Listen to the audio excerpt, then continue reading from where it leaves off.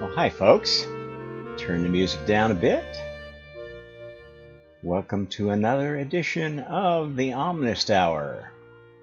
You may be surprised to see so much activity on my channel in such a short amount of time. It's because I've got a lot of stuff to share.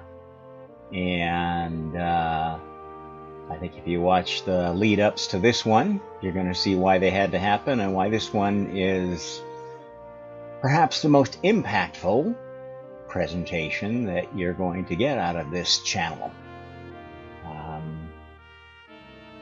Hope you enjoy it. I've got some notes I wanted to go from.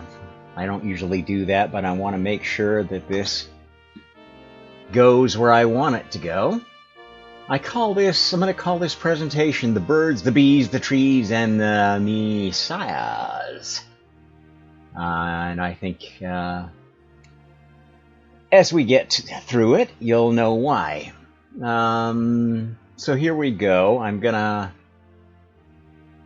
cut to a little bit of a clip that is a piece of what I think of as a good illustration of how the work of the messiahs of science and art, culture, contribute to extending, modifying prophecy, giving new messages, new coded messages, and decodable messages, information that has great portent and might not have been translated in a way that was apparently useful at the time. So here's a tribute to my favorite part of a great work by George Frederick Handel, and his rendition of a very important piece of the Bible that does have great prophetic significance. Without further ado, let's just listen to this for a little bit. Let me turn off the music and on. Behold, I tell you a mystery. We shall not all sleep, but we shall all be changed. In a moment, in the twinkling of an eye, at the last trumpet.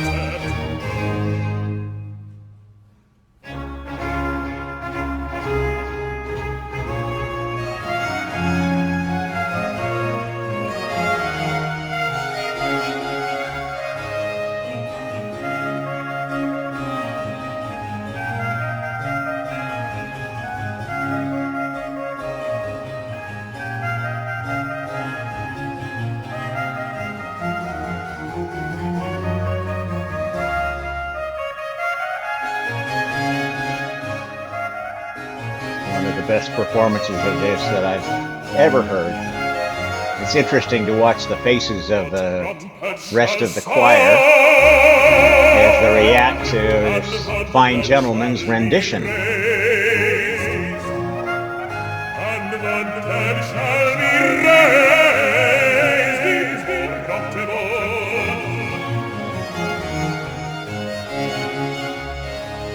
The trumpet shall sound, and the dead shall be raised incorruptible, be raised incorruptible, and we shall be changed,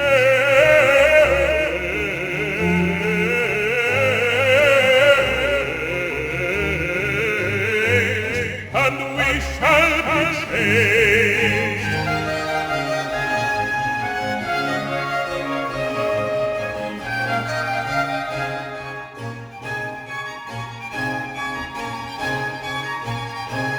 The trumpet shall sound, the trumpet shall sound,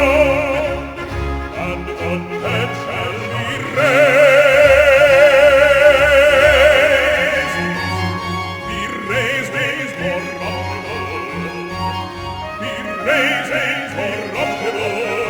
At any rate, I'm gonna stop that there and let you go ahead and find that for yourselves. I'll put the link maybe down in the comments if I remember to.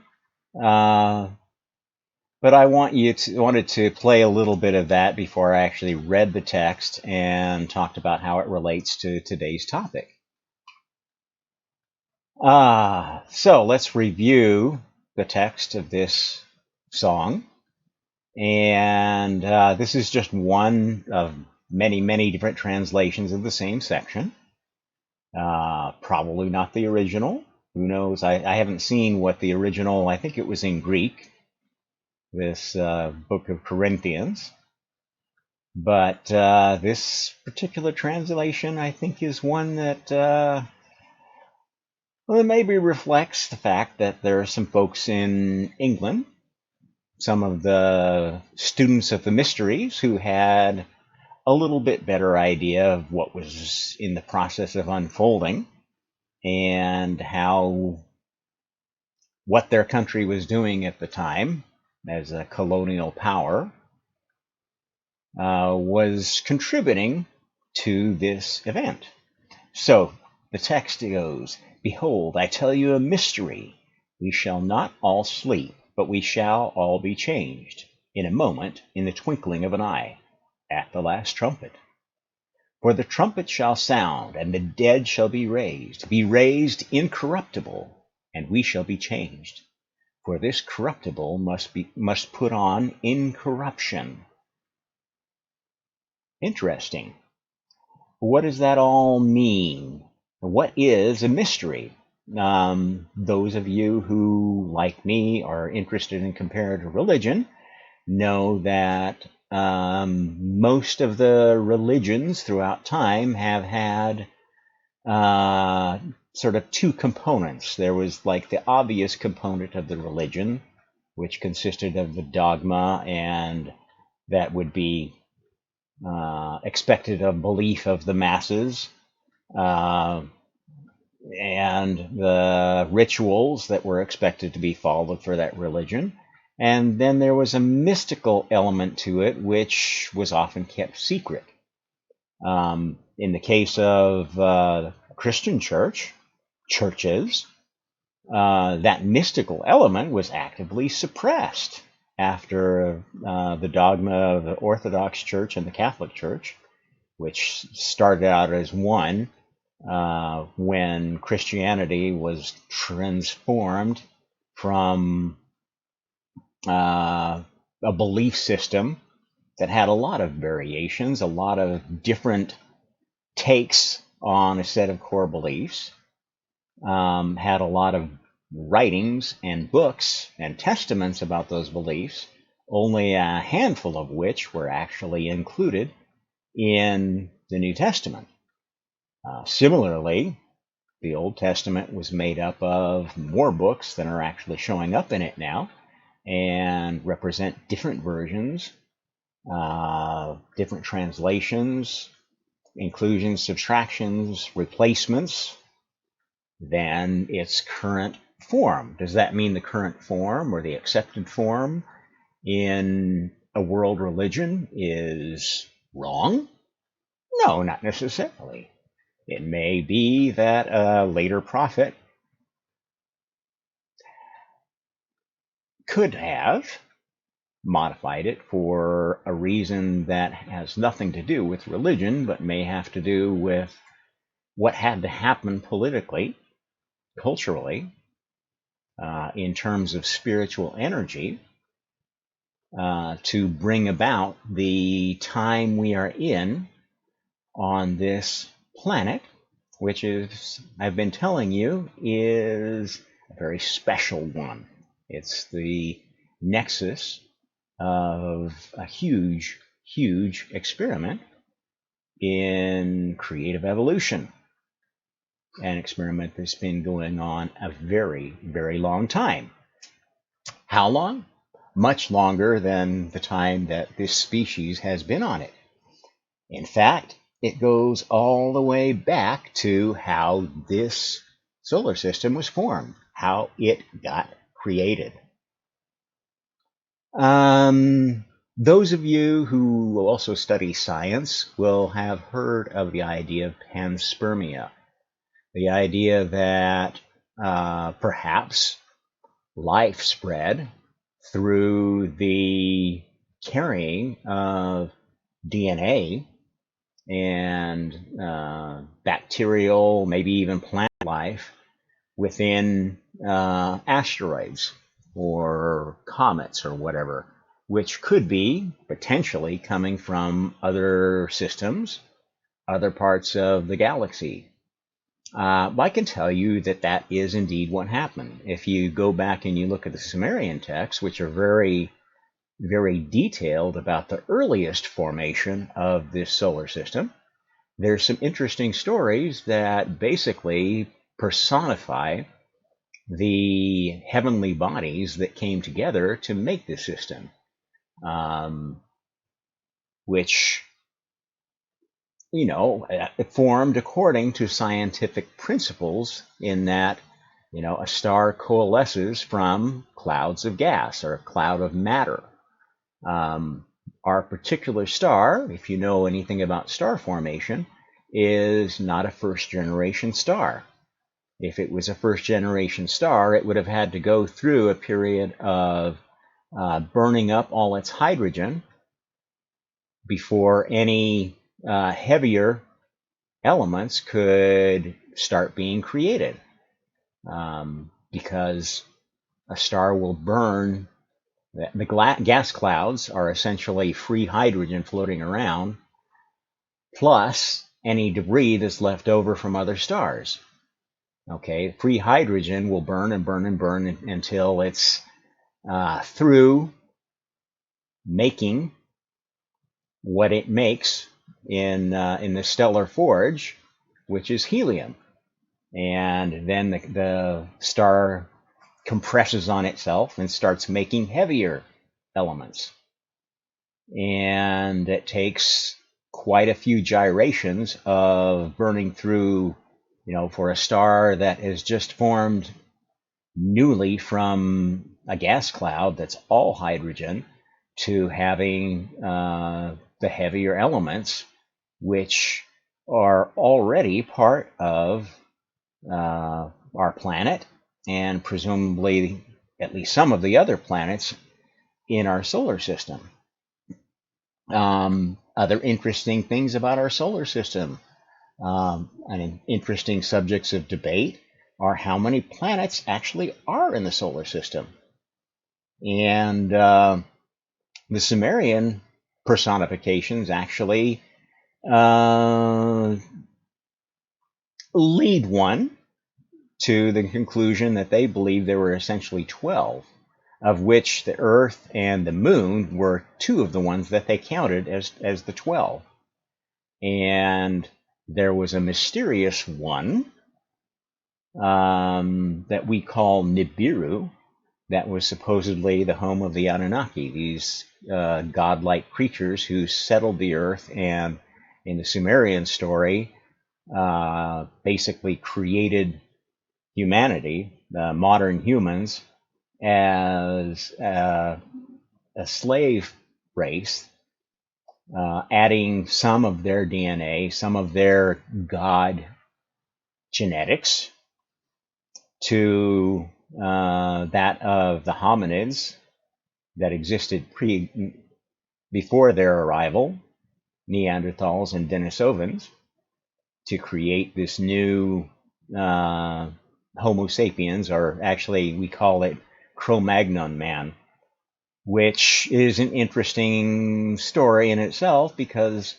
although the materialist scientists still believe that we're going to find some missing link that shows an ancestry that's consistent with traditional Darwinian evolution, hasn't been found.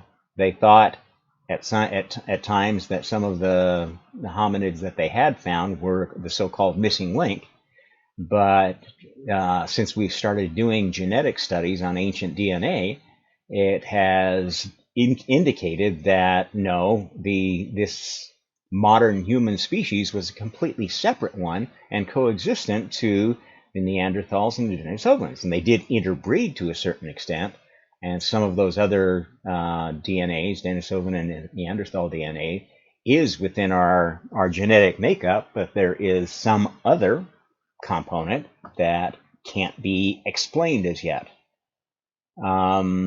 And I'm not going to go into all that because there are plenty of other people that specialize in that. I just want to give you a flavor of the kind of research you can go into to back up what I'm going to tell you.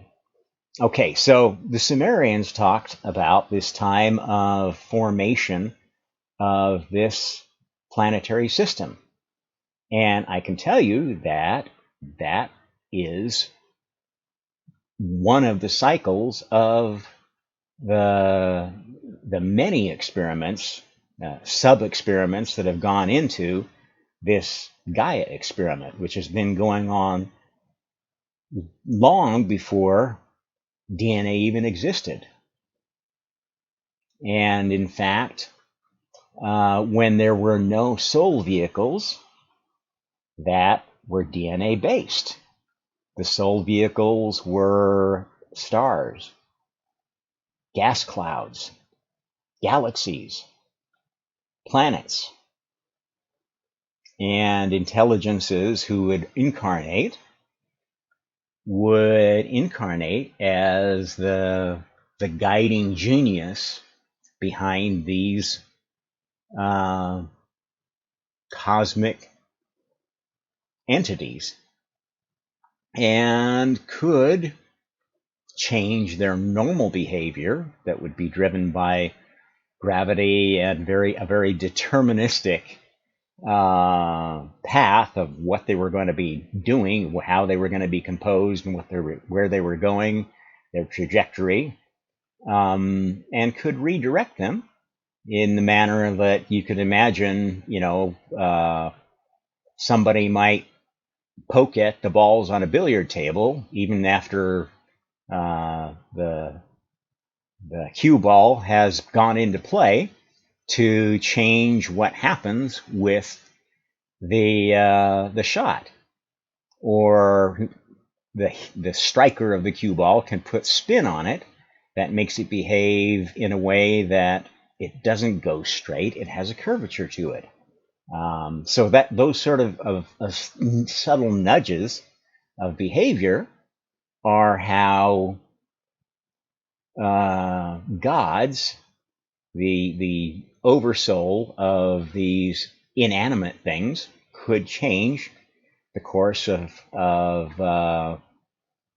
formation and expansion and whatever of the universe based upon changes to the behavior, localized changes of the behavior of things inhabited by intelligences and souls, and in concert with other souls, set off a cosmic experiment, either starting it, or if you were a soul that was actually in opposition to that experiment, thought it was a bad idea and wanted it to fail, you might throw a wrench in the whole thing and send some destructive planet or asteroid to obliterate one of the planets that had originally formed, which is, as any scientist of the solar system can tell you, is how we believe the asteroid belt resulted, that there originally was a planet there. And there's also some evidence to support what is told of in the Sumerian texts, which, how did they know this at that early date when writing was just starting to be invented, that this catastrophic event that created the asteroid belt was what was responsible for basically breaking off what became the moon to collide with what became the Earth, and resulted in this watery planet, which has this very interestingly aligned moon that miraculously is in just the right position so that we have solar and lunar eclipses, which is not, if you look at the dynamics of it, it's pretty unlikely that things would arrange themselves so that you would have this eclipse effect. If the moon was much smaller, if it was much further away from the Earth, you would not have total eclipses. You'd have partial eclipses. If it was much closer or much bigger, you wouldn't have this almost perfect occlusion of the sun that allows just like a halo to peek through through what is, for a few moments almost the black of night, which people experience in an eclipse, with just a little bit of faint light coming through around the edges when it's completely centered. Pretty unusual arrangement of things, and pretty darn amazing that it would arrange itself to allow us to have all this mythology of the moon and energy, spiritual energy around eclipses and the prediction of eclipses, which there's a lot of evidence that ancient civilizations not only spent a lot of time predicting the seasons, but predicting things like eclipses and actually tracking the precession of the equinoxes, which, if you study this, is basically where the 12 constellations come from, and each constellation representing a division of a full revolution of the Earth within the constellations that would basically be most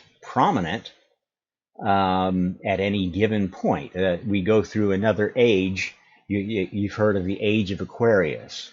Well, there was an age of Pisces, there was an age of Taurus, there was an age of Aries before that, and so forth. There's these 12 ages, and there's some theories of religion that say that, for instance, the Hindu beliefs are geared around this cycle of yugas, which they believe is an endless cycle that will repeat and repeat, and is one of the reasons that some Hindus developed this idea that reincarnation was kind of a bad thing, because it was continuing this endless cycle of, okay, you have a golden age, and then things fall apart, and then you gradually rebuild and have all of these other nasty things you go through. You get through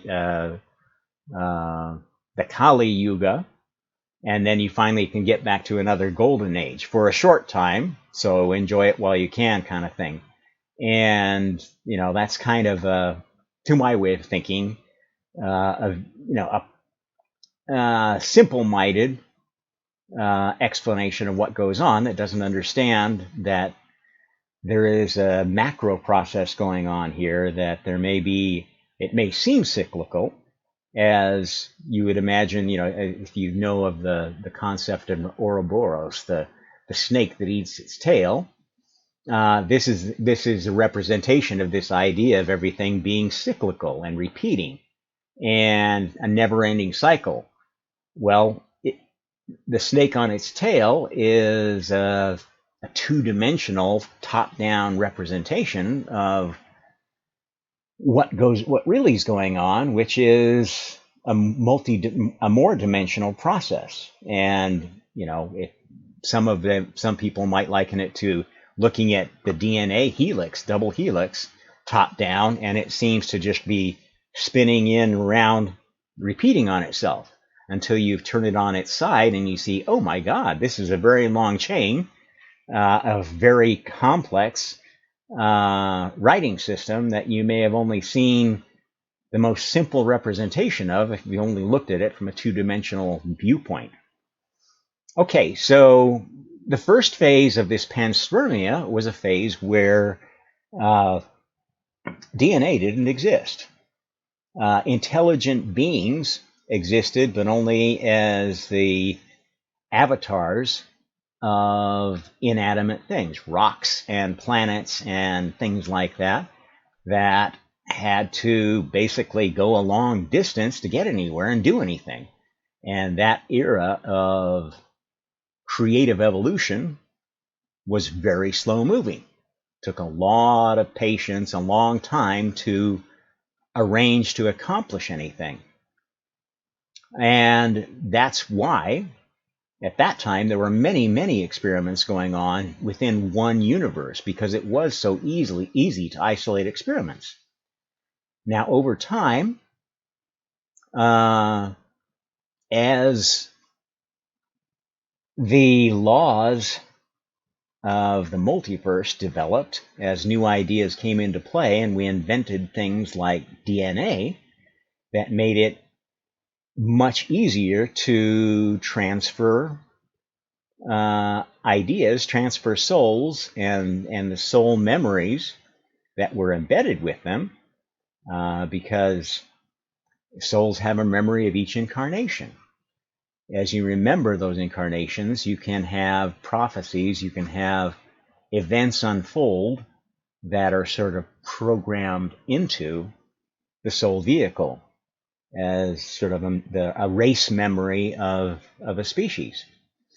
And so the first species that actually developed an intelligent soul vehicle, a soul vehicle that could play the game of reincarnation and karma consciously and understand, have, essentially a religion of existence that explained what life as an incarnated life was all about, and how that related to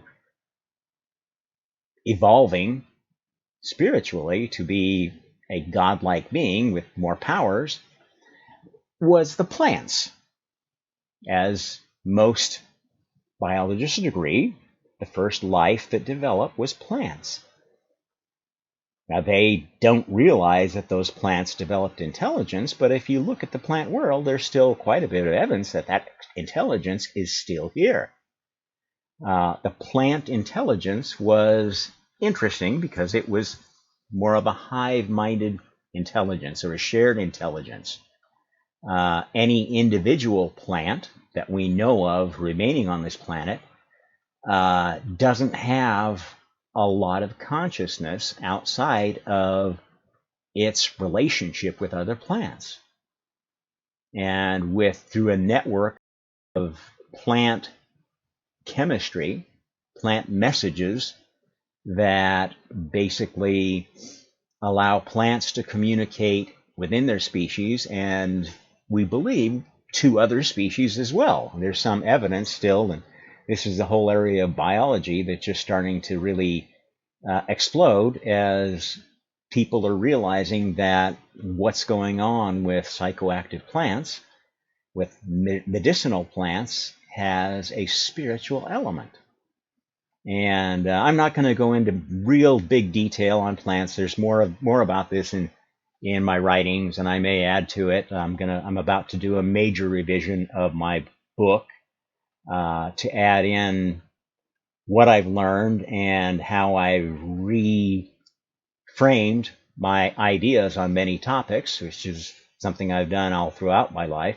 As more information is fed in and now is added to a revelation element of information just coming to me through this spiritual awakening process that I've been in for the last 5 years. At any rate, plants came first. Intelligent plants actually engineered, through their mastery of DNA, the first insects. They created insects to be servants so that they could have an easier time of providing for themselves and spreading themselves. And that still goes on today. Bees spread the pollen of trees and plants, or will, the larger insects or other larger animals will carry the seeds and dump them off elsewhere, or the pollen or whatever. Bees are not the only pollinating insects, they're just the most efficient ones. Okay, what I'm telling you is that those creatures were engineered as part of a spiritual plan that developed insects. And yes, the plants that did this, the intelligent plants, didn't necessarily know that they were serving the divine plan in doing so.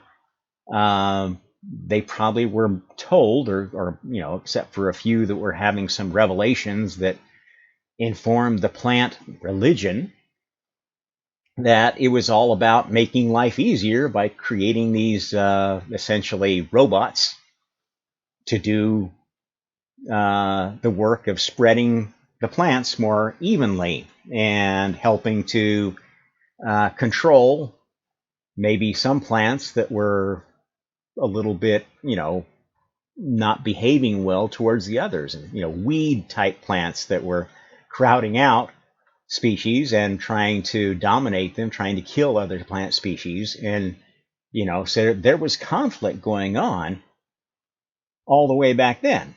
Plants had wars, and they still do have wars. And some plants who have been around for a long time dealing with the animals and insects and humans on this planet are evolving defenses. And this is why some plants are poisonous to some types of life.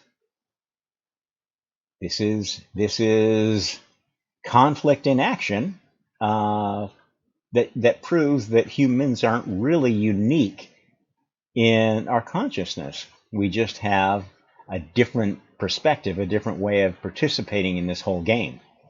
Okay, so the plants created the insects. The insects got more oh, excuse me. Lost my window there. Oh, I'm losing my feeling in my hand from trying to keep this presentation aligned. I'm gonna get realigned here and stop messing up my circulation and losing the feeling in my hand. Okay, so some of these waves of change came developed on this planet. Okay, but others were developed on other planets and reintroduced through further waves of panspermia. Okay, and to my way of thinking, from what I've read and so forth, this is not something I've personally experienced. I have been incarnated as a dinosaur. I've one very memorable life that I've relived, where I was one of the. I'm not sure if I was actually a survivor or a victim, because I didn't really delve into that life that much. But I was there when the asteroid hit that caused the extinction of the dinosaurs. And except for the ones that were prepared to evolve into birds. Which anybody that knows anything about the history of this planet knows that birds evolved from dinosaurs, from a few species that survived that had already, interestingly, started adapting to have wings and to have a body structure that was more consistent with a bird than a flying reptile or a fast-running reptile. My memory of this was as kind of a fast-running sort of a reptile, a velociraptor relative, about human size, being an infant whose family had all been killed by this event, and whose body was burning from the heat of what was going on, and running desperately, trying to find food and relief from what was still, I would call them the reptile's equivalent of third-degree burns. It was a very traumatic past life experience for me, very, very vivid, and one of several that have given me absolutely no doubt that past lives are a real thing and not just a figment of your imagination. Okay, so reptiles, then mammals. Now, this is another of these that I think was developed elsewhere. In fact, I pretty much know it, that there are different species of mammals who actually originated on different planets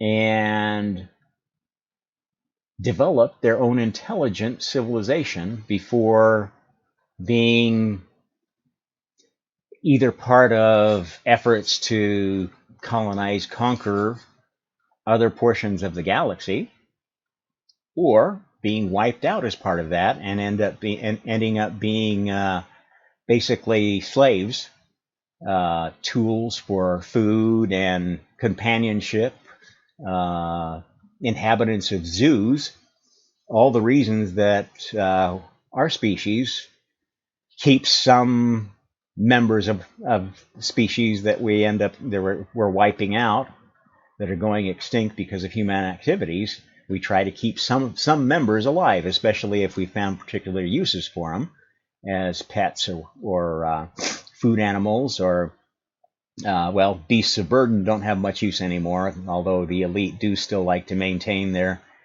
tradition of equestrian achievement. And so horses will probably stay around for a long time unless we create a virus that specifically targets them and wipes them out. Okay, so we had successive waves of alternating cataclysmic events, like the Permian extinction. If you've heard of that term, there was a huge event in the period when there was only plants and maybe some very rudimentary beginnings of what we think of as animal life on the planet, and a major event extincted almost all the species that were present at that time. Were any of those species, had they evolved to be intelligent enough to actually be controlling, directing what was going on in their little local planetary or continental reality? Yes, I do believe there were. I think all of the colonizations and extinction events that this planet has seen and the other planets in this system have seen before they life was essentially wiped out from them. And you know, I don't propose to be an expert on Mars or Venus or any of the other planets, but there is some evidence that some belief that there were other civilizations that flourished on especially on Mars before it lost its atmosphere, and for some reason all its surface water became a kind of a red desert planet. Not going to go into that, just giving a flavor of the kind of sources that you can look into to gauge in your own experience the veracity of what I'm in the process of telling you. Okay, so at some point, the historical traditions record, we like to think of it as mythologies, all talk of a time when early humans were mixed with some godlike species that had come from the sky, or in some traditions from the sea, and produced a hybrid species that was part god and part domestic hominid. And the interesting thing about some of those records is that those hybrids, in many traditions, had a hybrid species kind of flavor to them. Some of the ancient stories talk of sort of a fish man coming out of the ocean and teaching them advanced knowledge that helped their civilization, blossom from a simple hunter-gatherer society to one that was making complex tools and doing agriculture and organizing into larger settlements and showing evidence of advanced scientific knowledge, especially of astronomy. Astrology, they're related, and so forth. And in other cultures, these god-like or hybrid creatures had the heads of birds or reptiles or reptile birds, which seems to indicate that maybe there were some survivors of the dinosaur extinction that were actually more intelligent than anybody gave dinosaurs credit for. Just a thought. Or perhaps there was another wave of invasion of reptilian beings that was less, more successful, or a second wave after the first was extincted. Okay. So that kind of sets the background for where I'm going to go with this. If you look at all these traditions, ancient religions that are still remembered, there's a very common theme that goes through many of them, a theme of a trinity, a god couple that produces a god child that is somehow special. And, this is the essence of the Isis, Osiris, Horus mythology. It's the essence of the origin of a lot of other gods. It's built into the tradition of Mithras. It's built into a lot of the traditions of how gods emerged or how they reincarnated in Hindu tradition. And what's up with this Trinity? And how does it feed into another common theme throughout pre-monotheistic religions is the idea of a pantheon, a hierarchy of gods, and so many indications in at least Greek culture, Indo-European culture, of sort of a pantheon where at any given time there would be a group of typically 12 gods, although the number does vary in different traditions. But the Greco-Roman pantheon was 12 gods, led by a chief god, but which was kind of understood to be part of a chain of a pantheon where one god might be deposed, replaced by another, or where the pantheon might be organized along different specialties of those gods. So in one era, the pantheon might be a sky god, a thunder god, a water god, a goddess of sex and love, etc., etc. The flavors of these gods and goddesses changed, and in some cases, in extreme ways. For instance, in the Greco-Roman pantheon, Apollo, the god of the arts, sort of had this secondary pantheon of the arts, the muses, which were 12 in number as well, and sort of reflected a new pantheon based upon, interestingly enough, these muses were not just goddesses of dance, comedy, tragedy, etc. They were also goddesses of history, philosophy, the sciences, so arts and sciences.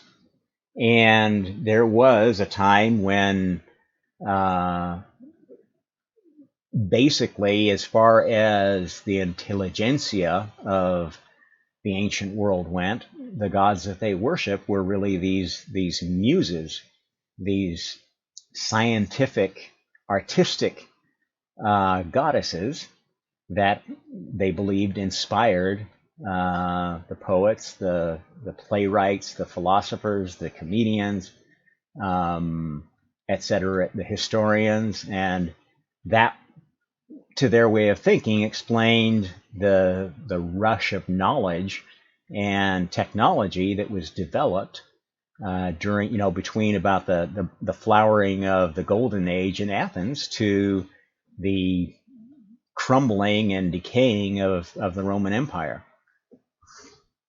Okay, so this idea of Trinity and 12 gods that are part of, like, the leaders of a hierarchy, the first rung of a hierarchy of many gods that each had their own specialty, was fairly ubiquitous before monotheism came along. And if you do a literal reading of the Bible, you will realize, original translations, you will, as I've mentioned before, find that the original version of the Old Testament seemed to have been basically partly the story of a polytheistic time for these people, turning into more of a monotheistic time, or one where the God hierarchy was sort of humanized. And interestingly enough, this feeds into something I'm going to be telling you today, the whole story of the 12 tribes of Israel, and how, the divine plan revolved around the destiny of these 12 tribes. And a lot of scholarship goes into, especially scholarship that's looking at combining of traditions and reconciling it with the archaeological and DNA record. There's a huge body of study that's looking into, well, how do these stories mesh into what we are actually seeing, what we know from our history, based upon other physical records, DNA records, and archaeological discoveries. And there is a camp that says that a lot of what is recorded in not only the Bible, but the Rig Vedas, the Sumerian texts, that's remaining of Egyptian cosmological and ancient historical writings, is actually rooted in something on the order of truth. And in fact, if you interpret the stories of the king lists in these cases as factual, and you accept that, yes, there was a time when the rulers of earthly kingdoms lived for thousands of years instead of the 100 or less that we seem to be stuck in now, those timelines actually fit pretty well with the archaeological record, and sort of give the lie to the people that say, well, the Bible is all bullshit. Creation could never happen because it doesn't match what we're seeing in our studies on evolution and our studies of anthropology and et cetera, et cetera. Well, anybody that's up to date on what's going on now knows that there's a huge amount of turmoil in the accepted story of humanity that's being driven by discoveries that are now being made very rapidly with ground penetrating radar, DNA-based studies, and new techniques of exploring sites and having new ways of dating, new ideas of dating that modify a lot of the received dogma of science. And at the same time, we're starting to look back at the records of discoveries and remains of discoveries that were made when science was a little bit more open-minded, and finding out there are a lot of examples of artifacts and remains that don't necessarily fit the standard Darwinian, out of Africa, materialist scientific dogma that grew out of the late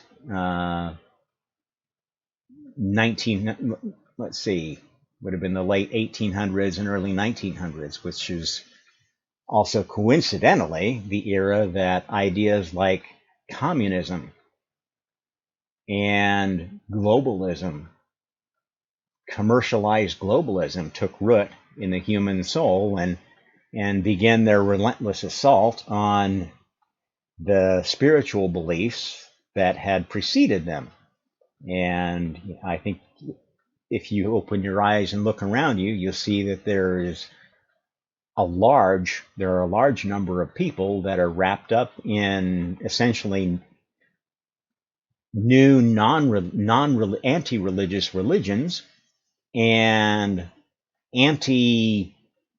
antithetical interpretations of existing religions that basically try to destroy God, to destroy creation, to make it all about, well, it's just a process we go through, and if there was anything weird going on, then it must have been space aliens that are responsible for these changes, and physical science still explains everything. There's many people in that camp that are just rabidly atheist, as dogmatically atheist as any fundamentalist Christian or fundamentalist Muslim is about their particular conception of God as an all-powerful, micromanaging master of the universe that has this symbiotic relationship with their worshipers, that if you do everything God tells you, then God's going to give you all the good things and make sure you go to heaven, and whatever these stories are that have some rooting in truth. All stories do, but maybe are not quite the whole story of God and how the game of souls works, which we all know, I think, at heart, that to some extent we have free will. We have freedom of thought. We can try to control others' thoughts. We can silence them, suppress them. We can indoctrinate them. But ultimately, at some level, there's a certain value that freedom has in the human species that can't be explained by physical science, and is inconsistent with the materialist ideas of communism and transhumanism and some of the things that are going on right now, where basically humans are believing that they can do a better job of creation than God did. And I think the whole pandemic is a perfect example of the bankruptcy of that kind of thinking. Now, should we not be doing this research? I don't know. We're going to do it. And the whole point is, spiritual scientists do research too. And the laws of the multiverse have developed to make that research responsible. That's why you do things like the Gaia experiment, because you don't just make a major change in how souls work and just turn it on just because you think it's a good idea, and don't worry about all the consequences. We don't have time for all the testing. It's too important to make this change. We've got to do an emergency release. The gods don't do that. The senior creators don't do that, at least not in God's universe and in the universes that are run by senior creators who have a healthy respect for what the process that God has started.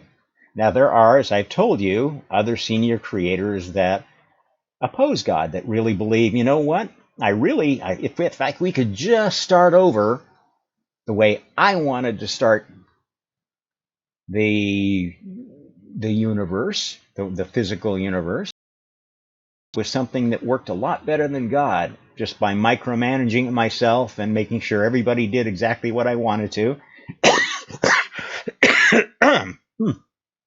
There are a lot of universes like that, and they are useful universes because sometimes good ideas will come from those universes that didn't develop in God's universe and will actually be chosen. You know what? That's a pretty good idea.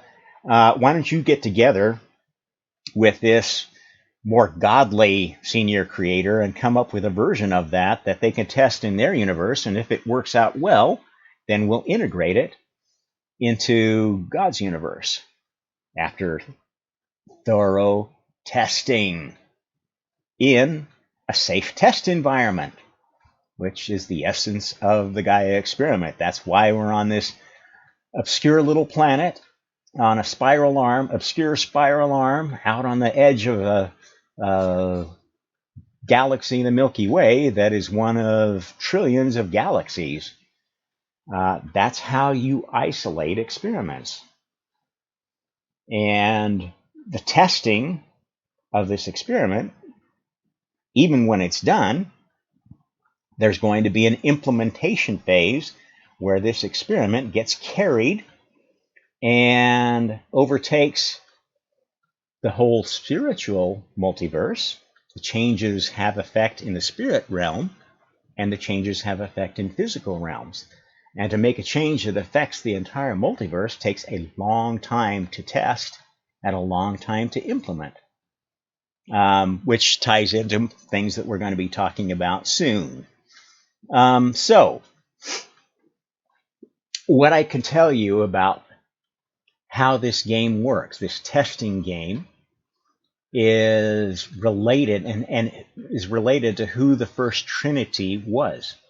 If you have studied my other work, you'll know that my teaching has a lot to do with the patterns that were created by the first three souls that existed, God and the first two other souls that he instantiated and gave free will, didn't give all of his memories and experiences, didn't give necessarily all his creative powers. And the history of souls since then has been a gradual progression of more and more souls, all of which have some creative power. They all are souls just like God and the first two other souls, but they follow certain patterns. And those patterns are extended and become a set of laws, if you will, an evolving set of laws that govern the multiverse. And this set of patterns that govern the multiverse I refer to as the grand fractal of the multiverse. You'll hear me say that term. And this is a way, is it really a fractal? I don't know. I don't know what the equation for it would be. I don't even propose to that, we could ever compute what that fractal equation is that is the underpinning of the multiverse. But I do know that the multiverse works like that there are patterns that sort of guide how things happen in the absence of spiritual energies that alter the pattern. And a little bit of spiritual energy can make an alteration locally, a new work of art, a new kind of art, a new pattern of art can emerge and can become popular and can spread to a whole culture, a whole civilization, fairly rapidly. But that whole pattern may die out if that civilization does not bring that pattern somehow to other civilizations, either through the memory of souls that have incarnated in that civilization and then reincarnate in some other civilization somewhere, somewhen in the multiverse, and bring the dreams of that kind of art, that kind of design, those ideas to some other place. And so this is another element of panspermia, that souls can reincarnate and bring ideas with them. Not necessarily whole cloth, but somehow those ideas get mixed with the ideas of the culture that they happen to have grown up in and are melded with them. And this is the essence of how religions develop and how religions evolve, how art evolves, how government evolves. And yes, bad ideas do come back. You'll go through fads of art that is just trash, that has no real useful spiritual content, that does nothing but confuse the beholder and make them insecure about what the hell they're doing in this life. And I think we've all seen examples of very dystopian art that doesn't really accomplish anything spiritually, and art and science that doesn't mesh with what's going on in the multiverse being spiritual and physical, is art that does not serve any plan but somebody who is fixated on creating outside the pattern of current existence. Now that's fine, that's how new patterns develop, but there are a lot of patterns that just won't be allowed to persist in any universe but those of these dark gods that persist dark things as object lessons for people. And the places that we think of as hell are places where souls can go to train for a while and learn to appreciate the laws of the multiverse. Or not, they're not forced to. God doesn't force anybody to worship him. God doesn't give a damn if anybody worships him. And I'll tell you why. Because we talked about this yesterday in yesterday's presentation, because of virtual souls. Virtual souls, well, let's get on to this. I need to tell you more about this. I digress a little bit. So the first Trinity, you've got God and you've got the next two souls who had no sex. Sex hadn't been invented yet. But the pattern of those three souls eventually gave some bright soul the idea of, gee, this pattern looks a lot like a system where you can't just reproduce at will, where you have to have the combination of two or maybe all three of these fundamental soul forces of the first three souls. And as I've told you in other presentations, the first soul, being God, is like the spirit soul, the one that has, or at least had at one time, all spiritual power because nothing had been shared yet. The other two souls got a share of that spiritual energy, that spiritual power, and in doing so, they discovered, because of free will and because of the decision that God made to share fairly with his children, at least at some point. I don't know if this, maybe there were times where the chief soul of the spiritual world was all powerful, and maybe that didn't work so well, and the idea of sharing and cooperation was a learned thing. I'm feeling about when that idea started to take root, but I know that it's a really core idea to the thinking of God. So these three souls started this system of creation, and when it added the element of laws that you can't create outside the laws unless you want to create in opposition to God,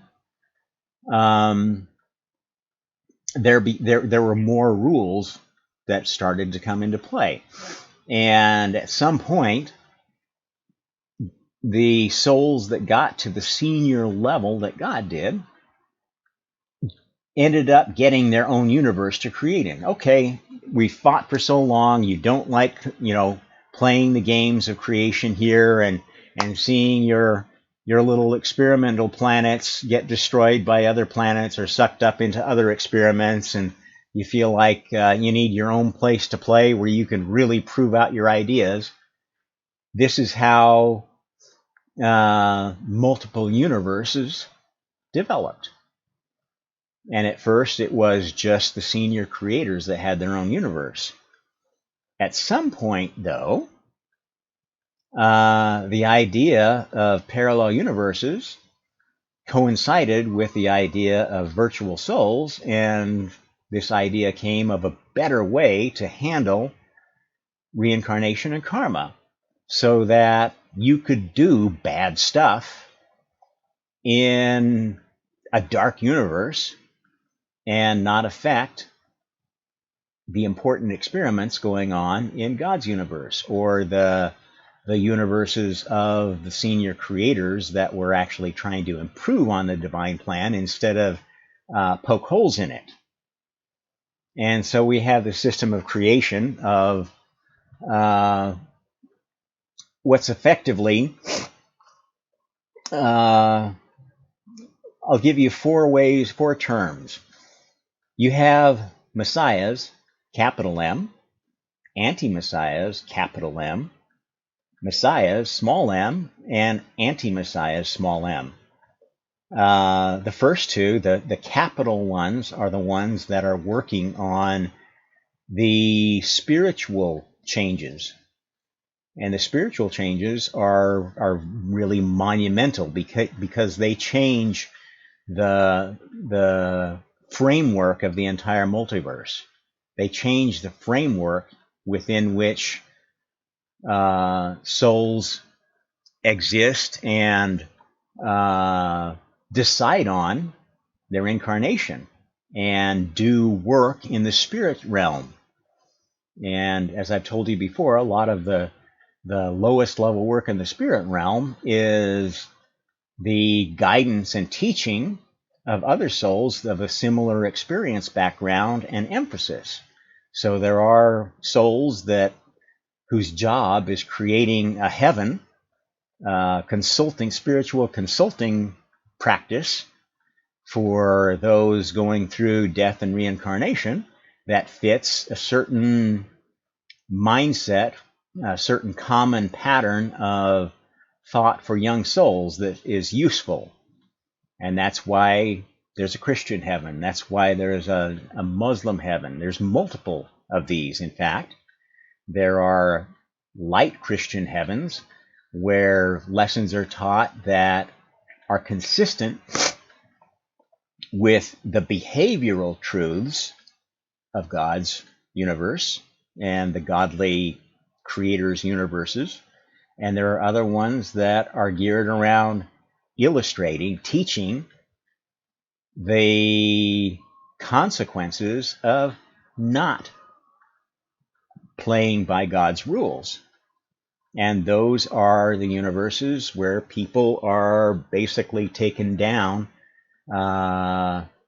deal with the devil path of signing up for some pretty dark incarnations until they either choose to be part of the teaching staff of those dark lessons, those negative object lessons of why you shouldn't succumb to addictions, why you shouldn't let just anybody come and mess with your mind, why you especially shouldn't believe in the absolute power of any spiritual or physical entity and allow them to dominate your life.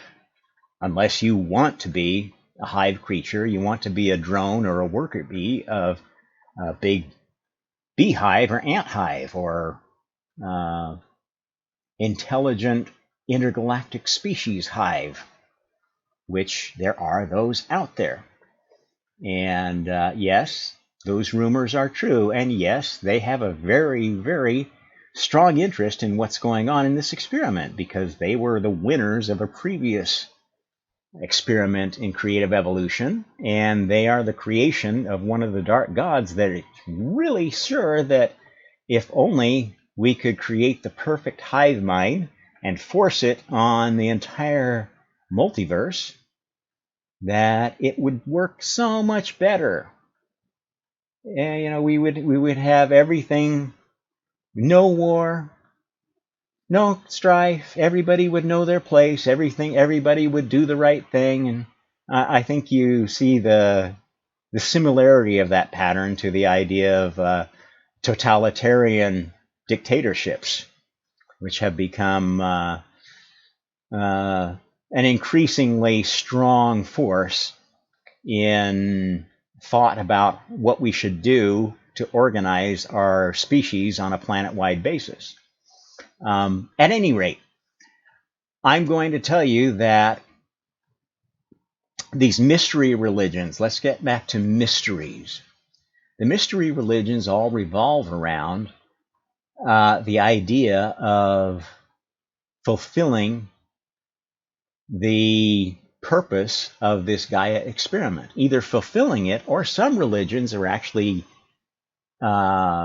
organized around creating an anti-religion around making sure that we don't get to the point of fulfillment yet, because every time that we've gotten close to the point of fulfillment of the Gaia experiment, the conclusion of it, we've had some horrendous cataclysm that tore it all apart. And you think the Great Reset we're talking about now is dystopian? Imagine what a Great Reset it was to have one of the planets pulverized, turned into the asteroid belt, and drastically change one of the other planets in ways that probably seemed pretty bad at the time, not knowing ahead of time what was going to develop into the Earth and the Moon. Okay, so the bounds of this creative system have a lot to do with these first three souls. And major changes like the Gaia experiment require all of those three souls to be in conjunction to finalize the experiment. In other words, it's not enough for one of those three souls to say, yep, this looks good enough, done. What has to happen is a lot of experimentation in different universes, taking ideas and even multiple experiments within God's universe of creating multiple species, multiple soul vehicles that have properties that add to of this experiment. And the successive waves of colonization through different kinds of panspermia are what has guided this experiment ever since the formation of this solar system, which I think the latest science says is something like very close to as old as some of the estimates for how old, I think 6 billion years, which is about half the length of what they think the universe is under the Big Bang Theory. I'm not going to tell you exactly which of that is all true. I mean, if you observe it, it is true locally, but I can tell you that if you're only observing out a few billion years, you may not be seeing all of the experiments that have affected the Earth and are affecting our past, present, future. So don't be surprised if science throws you some curves. Just like, you know, if you're looking at the latest in particle physics and quantum physics, you may not be seeing the full story just yet. You know, you increase the energy, you set up different experiments, different boundary conditions, and you're going to be finding things that might be very surprising. New particles that you never imagined existed that suddenly change the whole landscape of the very small in ways that were every bit as monumental as the discoveries of Einstein affecting Newtonian mechanics. At any rate, these three souls, here's how they work in the Gaia experiment.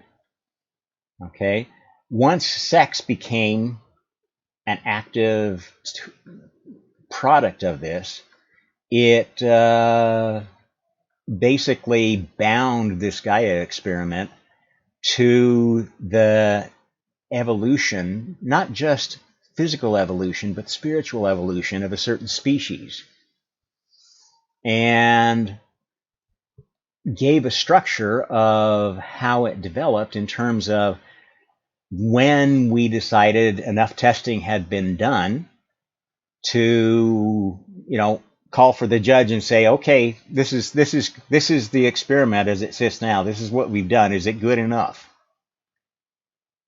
And these judges, these three souls, are the ultimate judges of these big experiments. Now, God is the ultimate judge. So the rules that these three souls are, and you can think of the other two as the divine male, the archetypal male God, and the other one is the divine female, the archetypal female God. Although they don't necessarily play those roles all the time in incarnation. And you will have the divine female very evident in a male, the divine male very evident in a female, and most incarnated humans have a certain percentage of each. And this is why, while we have an idea of what a typical male is or a typical female, we know that there's a continuum of personality and character traits that are, give us a spectrum of different kinds of males. This is where the idea of the alpha, beta male, and now we have, talk of omega and sigma males as well as other gradations of likely male characters that we can use to try to explain certain behaviors. And this is the truth behind identity politics, that there are gradations of things like sex, male-female tendencies, and gradations of color and other traits that are inherited from having a bit more of this than that. And we're starting to see those traits come through in terms of the soul's heritage. The people that have been incarnating as human for a long time are very, very different on average than those who have come to humanity for the first time after having spent many lifetimes as a rock or as a species from another planet. This is the kind of thing that's coming through in past life regressions, that there are souls here incarnated who have a very wide variety of backgrounds, and it sort of colors what they're thinking, how they experience this current reality that we're all sharing by being incarnated at the same time in the same universe on this planet that's part of this Gaia experiment.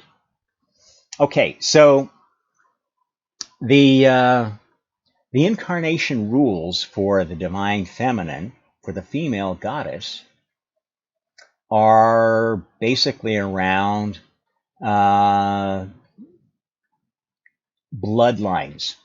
And for the god, the divine male, they're a little bit more limited in how they can affect this experiment. And in order for their level of judgment to happen and something miraculous to be added to the experiment as a result of their judgment, a human currently of the divine male line or the divine female line need to come together and mix their genes and produce little messiah, little anti-messiahs. What determines which is which? That's the choices that they make. Because the fundamental demarcation point of whether what you're going to do is going to be the work of a Messiah or an anti-Messiah, is around basically how much you turn your gift into a way to control others, a way to dominate others, a way to gain influence, to make money. Now, everybody has a right to make a living, but I think we all know people who have used their gifts to basically turn what they do into a cult. And those kind of people who have great talent, who introduce something incredible and monumental and use it to basically dominate others, those are the anti-messiahs, the ones who had a chance to be a messiah, but they let their ego take away their appreciation for what they've been given, the great gift that they've been given, and use it for destructive purposes. And those destructive purposes may serve the divine plan. So, Hitler was a perfect example of an anti-messiah. The world would have liked to not have had Hitler, but we would not have gotten to this point in our history and have so many corollary things happen that are feeding into what's going on today that you can't imagine, almost can't imagine, could have developed, what the world that would have developed if Hitler had not existed. And in fact, the anti-messiahs tend to come in clumps, and generally, when there is an energy that pulls together the confluence of these three spirits, is when there will be a period where there are many messiahs and anti-messiahs of religion and of all science, art, whatever. There's like a major ferment of both good and bad ideas that suddenly explodes upon the human race. And what makes that happen? There are a lot of people who don't understand that it's a Trinity thing, that it doesn't just take the divine female and the divine male bloodlines to come together and mix and produce a Messiah. Although they think that that's how that works, and that's why they invest so much effort in maintaining these bloodlines, because they believe that by maintaining those bloodlines and using some esoteric practices to focus spiritual energy, that they can keep their power, or that they can maybe find a way to produce an heir, a godfather or a godmother that's going to bring back the good old days where gods with huge powers lorded it over humanity. And this is the dream of those power families. This is a partial understanding of the mysteries. The truth is that these periods of Messiah and anti-Messiah generation happen when an incarnation of the divine male and an incarnation of the divine female happen to meet, come together, and produce an heir, and they happen to encounter an incarnation of God. And God doesn't work through DNA. God works through the Spirit. So God can incarnate anywhere, anytime, anywhere. When does God incarnate? God incarnates when the spiritual energy of this experiment reaches close to the critical energy of the experiment that's going to push it over the energy, the spiritual energy what's the word, critical mass, critical energy for this new pattern that's forming in this experiment to explode and expand and take over the whole multiverse. And we've come close a number of times. And what happens is sometimes God incarnates frequently because it works for God just like anyone else. God goes to sleep at whatever level he's achieved in his last incarnation, whatever level of spiritual understanding he's gotten, and has to deal with karma, has to deal with the experience of going to one of the heavens that isn't necessarily his heaven.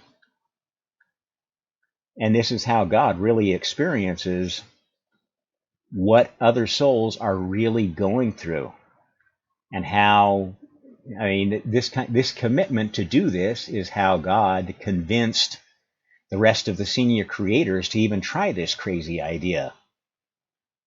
I mean, what powerful entity would vote to limit their own power? Look at how hard it's been for human populations, for countries to come together and create a set of laws, a constitution that bounded the power of the people that had power, leading into that crisis of government, that revolution or whatever, the formation of a new government. It's very hard to get the powerful to let go. And this is the commitment that God made, is I'm going to eat the dog food. I'm going to go through all this. And it's not until I can incarnate, run into these other two special souls, and produce through that confluence. So what happens when these three souls meet is they produce a special child, a little Messiah. This child may grow up to be a good guy or a bad guy or a nobody. But this special child sets in motion one of these special times. And the children of that child, whatever they have, and however they intermix, create the new female and male line that really are potential candidates for becoming the next big M Messiah, or big M anti-Messiah. The ones that make big spiritual changes to the human race, that add a new nuance to the plan and allow it to integrate new spiritual thoughts that improve the plan.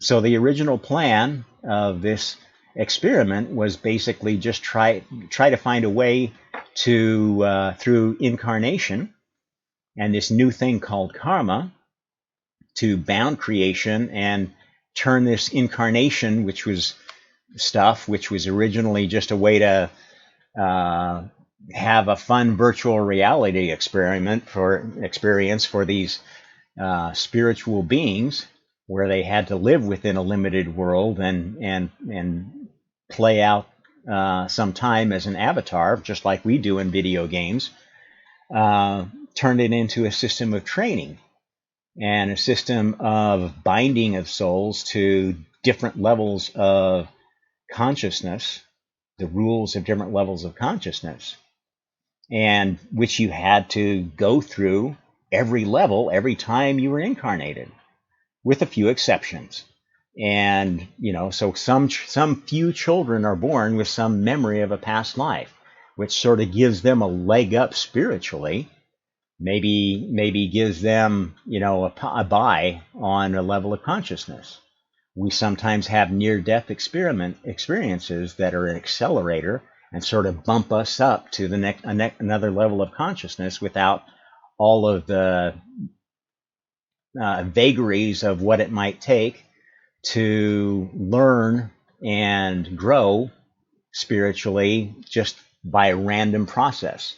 So you can think of this as, on an individual basis, the difference between random selection, random mutation, evolution on a personal level, and something that accelerates it, which is like, as I've told you, on a macro level, evolution has events that are actually directed for some creator, not necessarily God. And so some creations, some spiritual creations, some spiritual events are designed to further an experiment that the inventor of that idea wanted to put out as a way to maybe slow down the experiment, maybe end the experiment because it's not working out and it doesn't look like it's ever going to be successful, or accelerate that experiment and bring it to its conclusion. And the gyrations of spiritual and secular leaders, artistic and scientific leaders in our species has been what's guided us to this point where, as I am telling you, the experiment is now done. God is incarnated among you and has happened to run into a union of the divine male and the divine female and produced a child who carries this special lineage and to the 12th generation. And somewhere in that 12th generation, if there occurs an incarnation of God, where God actually does wake up fully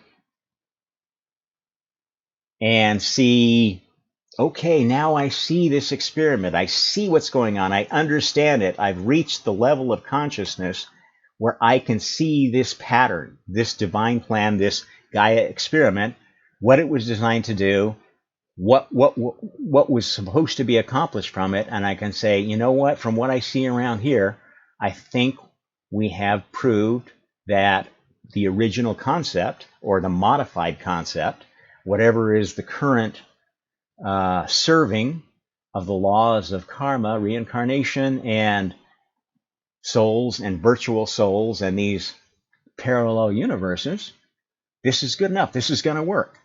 And we need to take the next step of expanding and proselytizing this throughout the spiritual world and throughout the physical world. Now, how does that happen? And I want to get back to this biblical verse. We shall not all sleep. Now, what happens to God when he incarnates and starts a new religion and then gets persecuted, which often happens to new religious figures who are gathering followers quickly and scaring everybody? They tend to get assassinated, murdered, suppressed, and their followers often get martyred.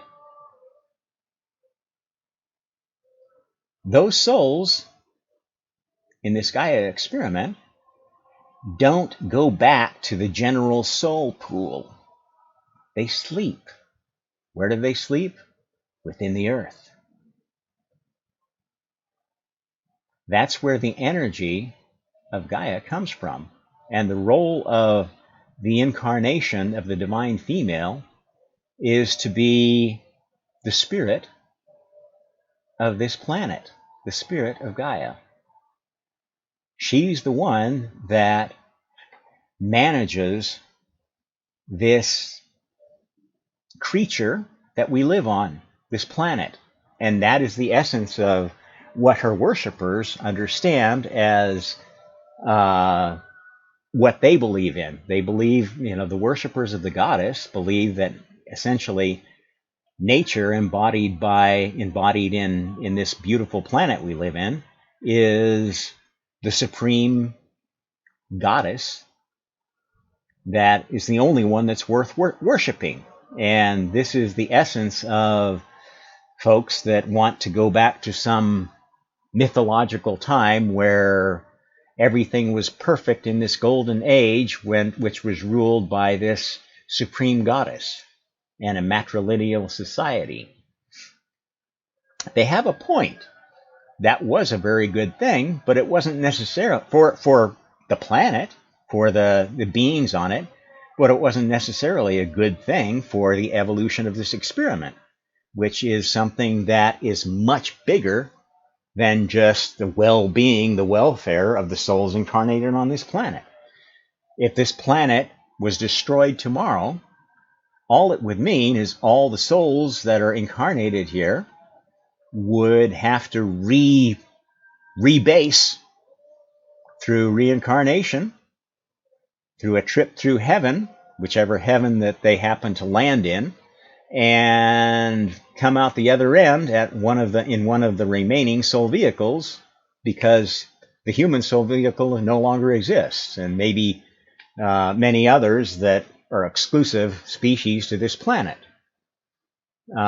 However, that's not such a big thing, because there's still species out there who are good soul vehicles for learning lessons. Maybe not as good a one as this one we've evolved in humanity. It's quite the roller coaster of a training vehicle, which is why there's been so much interest to be incarnated as human lately, that word is starting to spread up in the heavens that this experiment is getting ready to conclude. And it would be a really great time to be part of the species that pushed this experiment finally over the finish line. Okay, so I'm telling you, God is among you and is part of one of these 12 generation events that we are in the middle of right now. And I think if you've looked at the history of, I'm not sure what generation I'm in, really. I wish I knew more about my family, the true origins of my family. I think my brother has done more research than I did before. I think if I did any research right now, I just run across a lot of dead ends, because the nature of this, some people understand, some secret societies understand bits and pieces of these mysteries. And there are some that are basically carried back to several generations back of one of these special events, and don't realize that another one has occurred.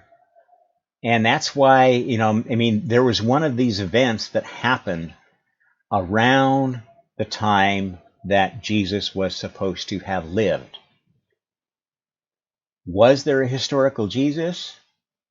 Yes. Was it the Jesus that's recorded in the New Testament? Maybe not, because there's a lot of evidence that the New Testament was invented by one of these things that I refer to as an anti-Messiah, capital M, Flavius Josephus, who happened to be one of the leaders of the Jewish revolt, the only one that survived the siege of Masada, and somehow, as a survivor, became one of the closest confidants of the general who conducted the near extermination of the Jews, and it's certainly the extermination of the Messianic Jewish movement, and forcing it to go underground, the Emperor Vespasian. And in fact, it was under the patronage of the Emperor Vespasian wrote his history of the Jewish revolt, which included some commentary that Christians point to as proof that Jesus did indeed exist. Now, other scholars argue that this was all basically setting up a prophecy of a new religion, a state religion, kind of a hybridization of Christianity with emperor worship or the worship of a pope. So, there's a lot of nuances in that period. What I can tell you is that, and anybody who knows the pattern of these 12 generational eras around when God incarnates and wakes up enough to meet the other two souls that are critical to these very major experiments in spiritual science, there is one of these 12 generational periods that incredible things happen.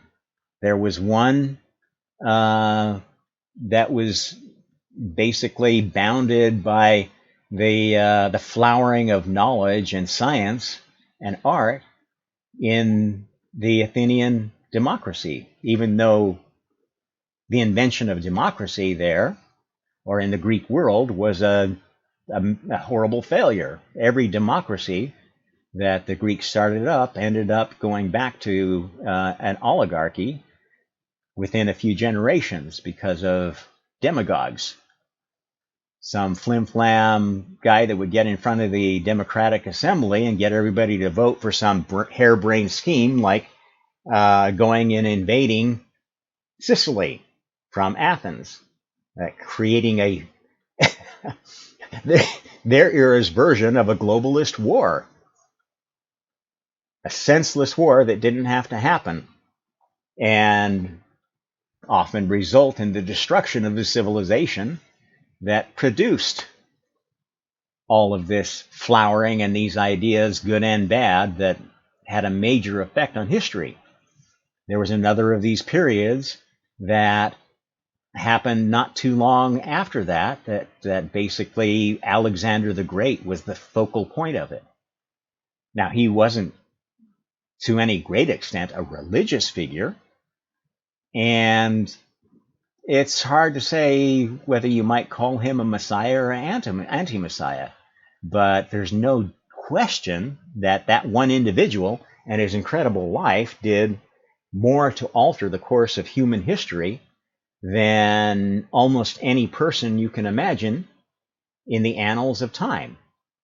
Now, would somebody else have done that? Could be, because like I said, he was a member of one of these 12 generations of individuals that kind of have the stamp of belonging to the family of God, if you will, and having the potential to wake up to higher levels of consciousness and levels of power and what they're able to do that are like somewhat miraculous. And I think everybody would agree that the explosion of technology and ideas and whatnot that we've been in, which really started accelerating, maybe at the turn of the 20th century, the 1900s to 2000 and to our era, has been an incredible fermentation of ideas and technological developments, spiritual developments, that has turned our species on end. And that's because we're in one of these 12 generational times. And this is why there are many traditions that seem to converge on 2012 as, remember, we thought the world was going to end in 2012. Well, this is what can happen in these really crazy times of ferment. God may wake up and take a look around and say, no, this is not going well. We really do need a great reset. And some of the families that are carrying these bloodlines of the divine female and the divine male maybe looking at the situation and saying, you know what? If God comes right now, he's gonna put the kibosh on everything. So we better be like old King Herod and try to find a way to kill all the male or female or both children of certain bloodlines. And this is a part of what's going on with the pandemic. That's why travel is all of a sudden, international travel is all of a sudden quite difficult. And there are some countries that are having just extreme lockdowns that don't make any sense at all. Well, what's behind that? They're trying to isolate the folks that might be instrumental to whatever's going to happen out of this very interesting time we're going through. And there are some members of the world elite who are convinced, who have some idea of what this experiment is all about. Not only the world elite, but here's the thing. This is I've met both of the current incarnations of the divine male, the quintessential God, and the quintessential divine female. Yes, I've met them, and I know what their role is because I met them, and their behavior, they don't really want this experiment to end either, because they've gotten pretty comfortable. The divine female's gotten really comfortable with protecting this planet, and to hell with everything else in the multiverse, but I want to protect my children.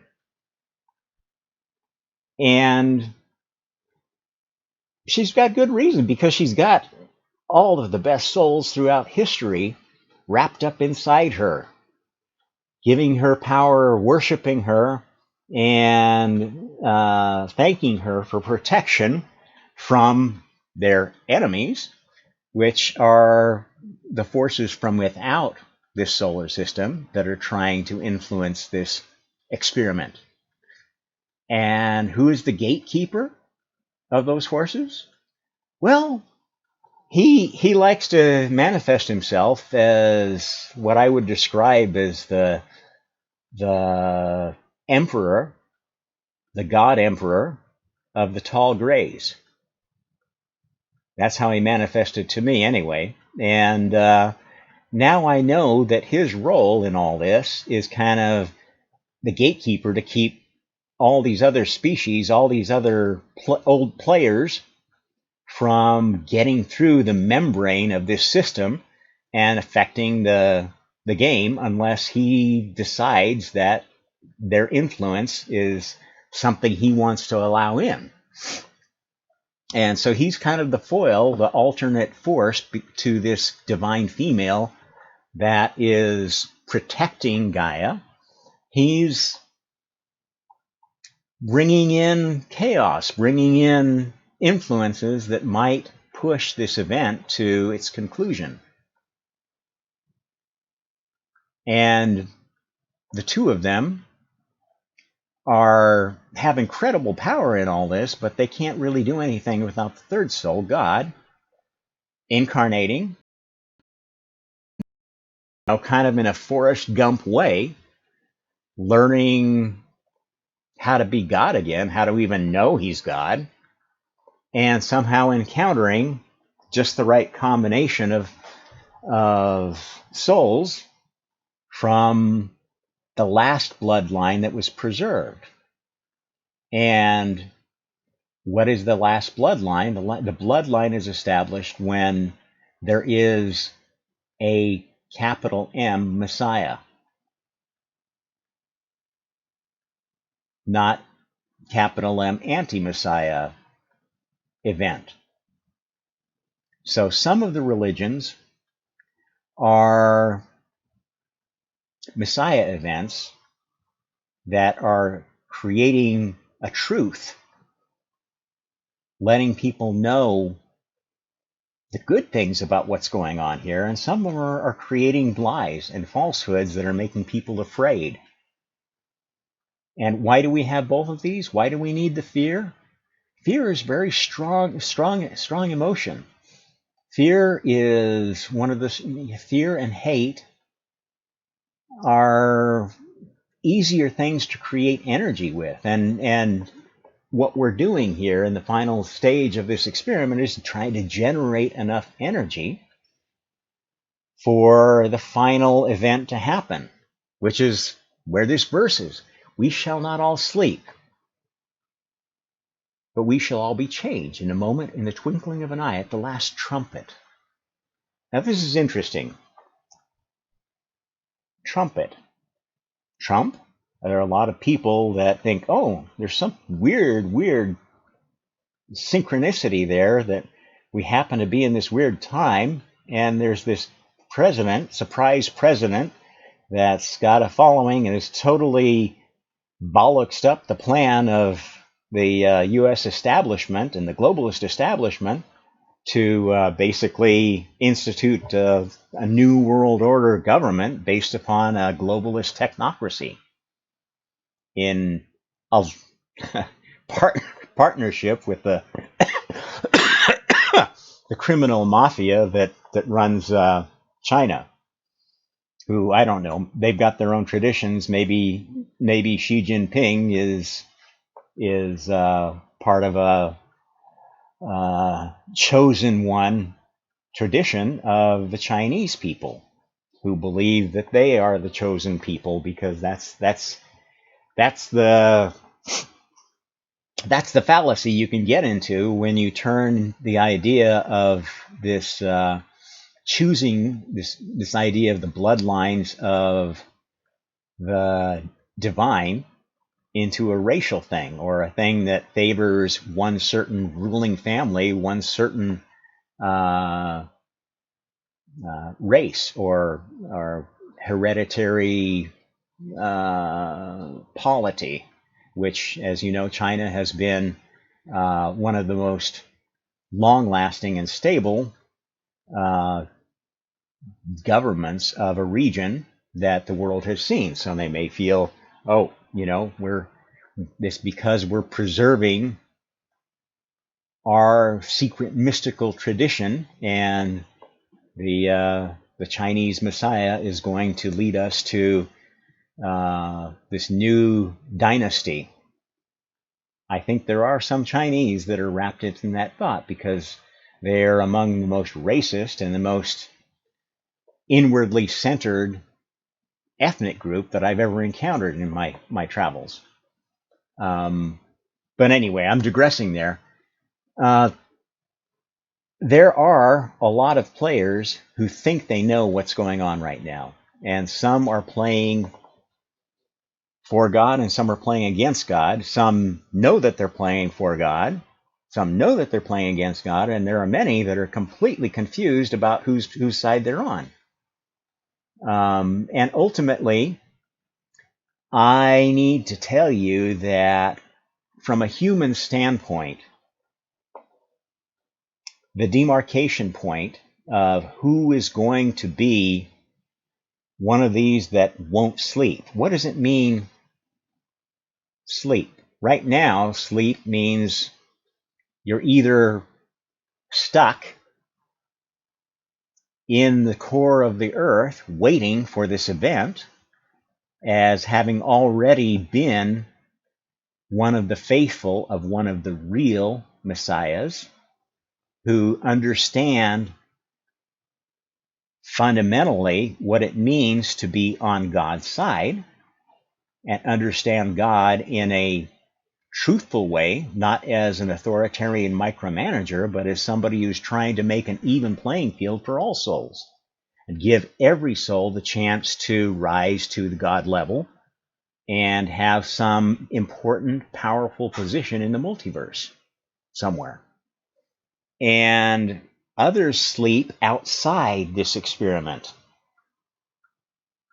either on the other side of the boundary within God's universe, where this divine male God is reigning herd over a lot of alien species that would like to try and come and either help or hinder what's going on, or in these other universes that are already forming, where when the event is done, no matter how it ends up in God's universe, it could end up in God's universe that humanity becomes extinct.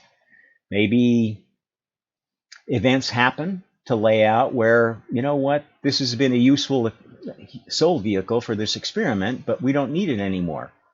And there are better ways of spreading this result, this good news, through other species than letting humanity go out among the stars. There are people that believe that believe humanity should end because it's so far off the rails. There are a lot of those species that are being held at bay, not able to get the access that they would want to this world, who think that they know how to help humanity get over its problems, and who really would like to chance to be the focus of a revised experiment, who want this whole thing to fail. They don't necessarily, a lot of these species don't even know anything about the mysteries. They've completely forgotten the spiritual aspect of their nature, except for a few individuals that keep it very well hidden because they know they're not the chosen species, and if they're assassinated, they won't be able to have as much influence on these species as they do. There are a lot of players playing a lot of agendas, and it goes way beyond what's going on in our own species. And ultimately, as a human, you need to decide if you want to follow any of the players that are basically touting, if only everybody believed like us, the world would be perfect. So you don't want to be a fundamentalist Christian. You don't want to be a fundamentalist Muslim. You don't want to be a fundamentalist anything. You want to be an omnist. What is an omnist? An omnist is an integrator. Looks at all religions, looks at all ideology, and say which of these is actually consistent, what pieces of this are consistent with a sane universe, a sane system of training and cooperation and interoperation of souls. And the closest we've come in human government to that has been the constitutional republic.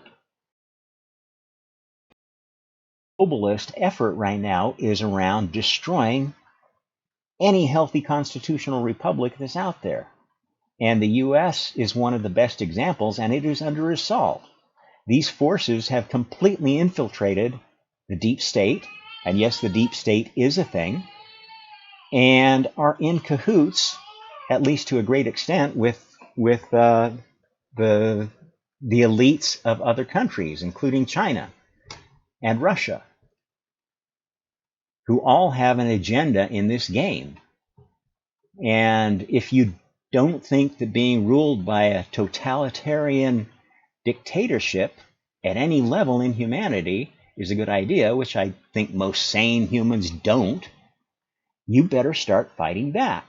Now, not fighting in the sense of starting wars, starting revolutions, fighting in the sense of refusing to comply. And this is the essence of what's going on with this pandemic. This whole event is around an agenda of these globalists, these powerful elites that think they know how to win the game, getting set off too soon, which is exactly what happened in World War II. If you look at the real history of World War II, the financial elite and the industrialist elite were actively supporting either the National Socialists or the Bolsheviks in Russia, or both, using them as experiments to sort out the details of this new world order we're trying to bring into play, and using them as ways of insinuating their control into the United States, and taking what was a country that was established on very godly respectful, humble dreams into something exactly the opposite of what it was intended to be, what the founding fathers envisioned. And there's still time to turn that around. We are seeing evidence right now that some of the checks and balances are still working, that the press is still free enough, not the corporate press, but the independent press, independent voices on social media, the ability to set up new social media platforms is still working well enough in the US and other relatively free countries to change the road we're on. And that's why I think that we're still bound as a species on the stairway to heaven. I think the future of humanity is very bright. It's not going to be the elite few of some billionaire making rocket ships that's going to take us out into the stars. I don't know what it's going to look like. Maybe we have already, or we will partner with a few select species from outside that will share technology that will allow humanity to spread this good news, spread what they've learned about the incredible experiment that they were part of concluding, spread the real religion of real love, not unconditional love, not saying, oh, all you got to do is say, I believe in Jesus and all my sins are forgiven. That's bullshit. Spiritual advancement is painful. If you want to be a god, you got to work at it, and it ain't easy. Some of the layers are nice and easy, and they're very comfortable, and you can get settled into a Buddhist incarnation for a long time.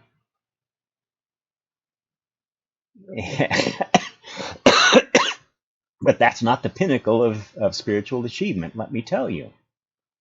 And you're not going to be a god of a very high level, very high consciousness by pursuing any dogmatic religion. Real religion isn't dogma, it's truth. It's rooted in science, it's rooted in spiritual science.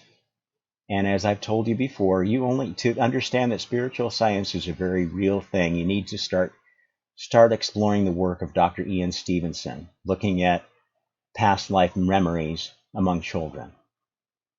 And go from there to the work of others who are studying near-death experiences, who are studying the commonalities, the spiritual experience that folks can have with substances like ayahuasca, other psychoactive plants.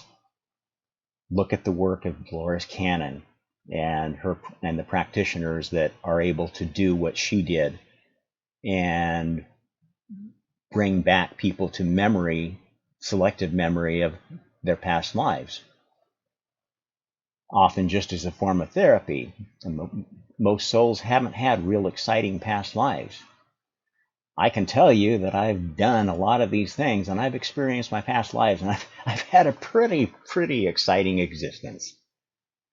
And all of you could too, if you just start having a little faith in the real truth of the spirit world, in the real God, in the real senior creators that are his most experienced, wisest family. And you could be one of them if that's your desire. Or you may find your ultimate happiness is going to be one of these spiritual counselors that help souls get through the growing pains of early incarnations, learning their way around the multiverse, trying to find where they are best suited to play, whether on God's team or on the devil's advocate teams that are the pressure that makes sure bad ideas don't get implemented by good people. And I think we all have some experience of the danger of that with what's been going on in our world over the last 100 years. Anyway, I think that's just about everything I wanted to cover, and it's been an especially long one, almost 2 hours. So I'm going to cut it short here. I hear the baby crying anyway, so I need to go take over as parent. And I will catch you again in the next segment of the Omnist Hour. Till then, like, share, subscribe, interact in any way you want. If you have any questions, if you want to throw darts at me, challenge me. If you want to call me names, I mean, go ahead. It doesn't faze me, but I'm not going to let you attack me. Maybe somebody may want to assassinate me. I don't know. They feel so threatened in their spiritual dogma or their idea of where the world's going that they want to crucify me. Go ahead. It's all over now. It doesn't really matter what you do. It's just a matter of what happens to our species, what happens to the infrastructure that's been built up during this experiment. And if you know anything about the many experiments that have been done all across the multiverse, you'll know that nothing ever goes to waste. And it would be a shame to waste all the wonderful properties of this great species called humanity. So I hope we'll all come together, not as one, as many, and knock some sense into the ones who are trying to play for the dark side that hates humanity. Take care. I'll see you next time.